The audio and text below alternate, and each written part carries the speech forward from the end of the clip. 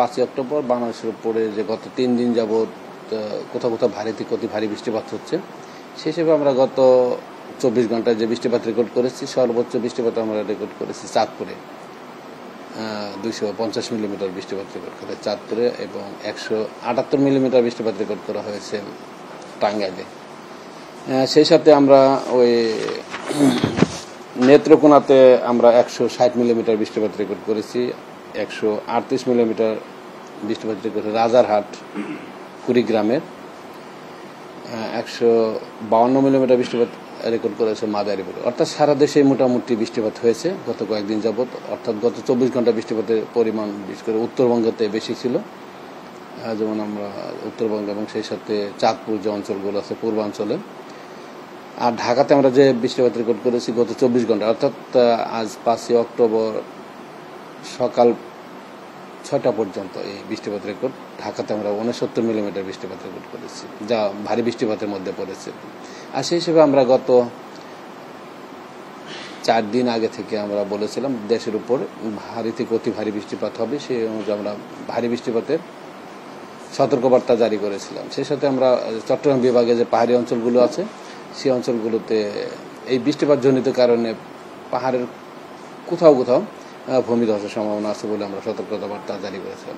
আর যেহেতু সাগর এখন উত্তাল রয়েছে, সাগরের অবস্থা অনেকটা খারাপ, সেই জন্য আমরা কিন্তু আমাদের যে সামুদ্রিক বন্দরগুলো আছে তাদেরকে আমরা 3 নম্বর স্থানীয় সতর্কতা সংকেত জারি করেছি, এবং সেই স্থানীয় সতর্কতা সংকেত যেটা 3 নম্বর আছে সেই সংকেত এখনো বহাল আছে।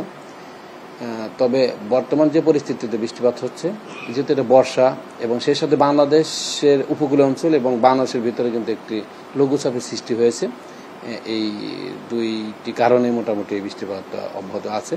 তবে আজের পর থেকে অর্থাৎ 5ই অক্টোবরের পর থেকে বৃষ্টির প্রবণতা অনেকটা কমে যাওয়ার সম্ভাবনা আছে। আমাদের এখন পর্যন্ত যে প্রেডিকশন, সেই প্রেডিকশন অনুযায়ী বৃষ্টিপাতের পরিমাণ আজকের পর থেকে অনেকটা কমে যাবে। বিশেষ করে খুলনা বিভাগ, ঢাকা বিভাগ, বরিশাল বিভাগ, রংপুর বিভাগ, এসব অর্থাৎ ওয়েস্টার্ন পার্ট যেগুলো আছে, পশ্চিমের যে অংশগুলো আছে সেই অংশগুলো থেকে আমাদের বৃষ্টিপাতের প্রবণতা ধারাটা অনেকটা কমে যাবে।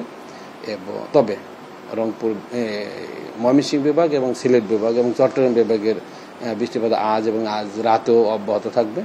তবে কোনো কোনো অঞ্চলে ভারী বৃষ্টিপাতের সম্ভাবনা আছে এইসব এলাকার। তারপরে আগামীকাল 6 তারিখ অক্টোবর 6 তারিখ থেকে দেশের বৃষ্টিপাতে থাকবে, তবে বৃষ্টিপাতের যে প্রবণতা, যে ইন্টেন্সিটি আমরা বলি, যে তীব্রতা, সে তীব্রতা অনেকটা কমে যাবে আর কি। তবে বিচ্ছিন্নভাবে বৃষ্টিপাত হবে।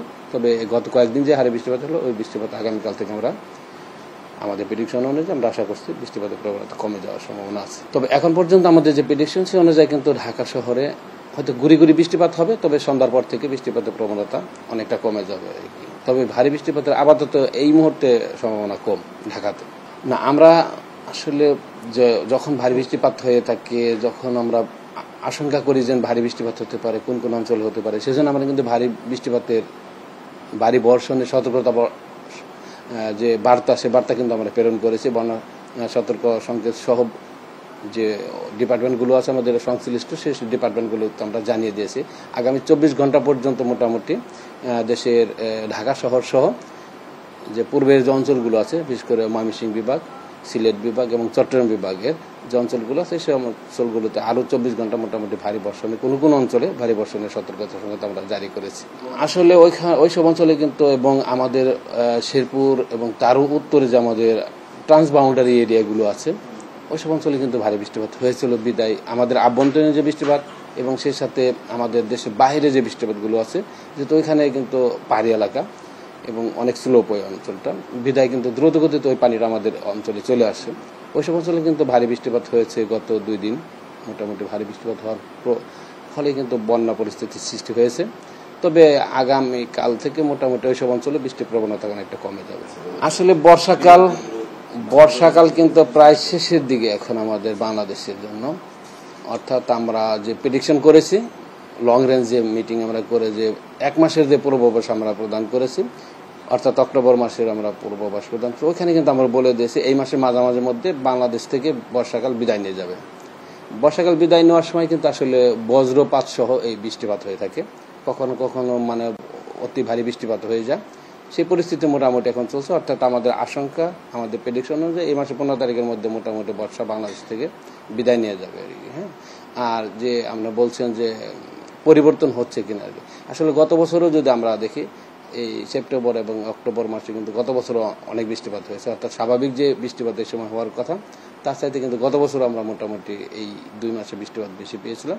এবছরও কিন্তু আমরা সেপ্টেম্বর এবং অক্টোবর মাসে আমরা সেপ্টেম্বর মাসে অলরেডি আমাদের 33% বৃষ্টিপাত, স্বাভাবিক এই সময় যে বৃষ্টিপাত হয় আমাদের 30 বছর বা 35 বছর গড়ে যে বৃষ্টিপাত আমরা দেখেছি সে অনুযায়ী কিন্তু সেপ্টেম্বর মাসে 33% বৃষ্টিপাত বেশি হয়েছে।